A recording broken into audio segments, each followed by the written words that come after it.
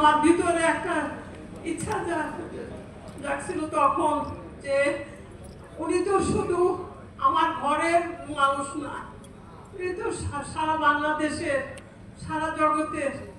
সেই জন্য আমি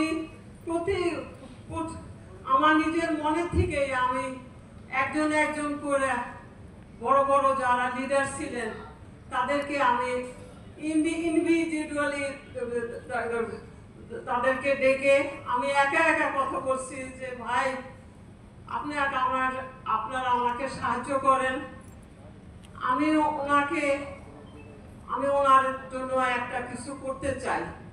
কিন্তু সবাই আমাকে এত সাড়া দিচ্ছেন, আমি তাদের কাছে আমি কৃতজ্ঞ। এবং তাদের মধ্যে আজকে অনেকেই নাই, বেশিরভাগই নাই। আজকে আমারও বয়স হয়েছে, আমিও নিজে যতটুকু সুস্থ রাখার চেষ্টা করি নিজেকে। এবং এই স্মৃতি সংসদের আমি খান ভাই কাছে আমি কৃতজ্ঞ, আমি ঋণী। এবং এই যে মিল্লাত, তারপরে এই যে টুকু, মেয়েদের, সুজা, সবাই এই যে তাদের অক্লান্ত পরিশ্রমে এই জিনিস প্রতি বছরে বছরে হচ্ছে। এবং সবাই তার প্রতি ভালোবাসা এবং তার প্রতি শ্রদ্ধা, এটাই আমাকে স্মরণ করায় দেয় প্রতি বছর। এবং আমি সবসময় সবার জন্য দোয়া করি, যে যেখানে আছেন সেখানে থেকেই দেশের জন্য, নিজের জাতির জন্য এবং প্রত্যেকটি মানুষের জন্য করার চেষ্টা করবেন। সে যেভাবে পারে সেভাবেই করবে।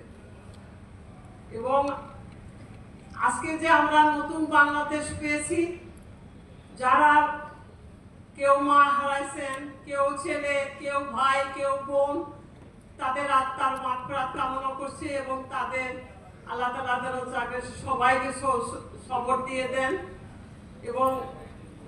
এবং আমি এর সাথে আমি আর একটা কথা বলতে চাই। আমার একমাত্রই সন্তান, আমি চাই যে ওর বাবার জিনিসটা ধরে রাখুক।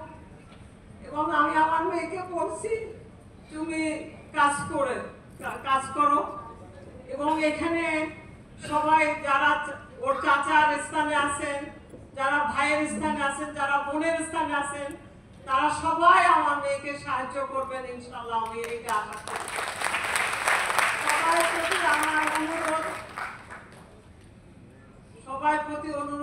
সবার প্রতি আমার আশা এইটা, ও যেন ওর বাবার নীতিকে ধরে রাখতে পারে, এটাই সবাই দোয়া করবেন ইনশাআল্লাহ। আমি সবাইকে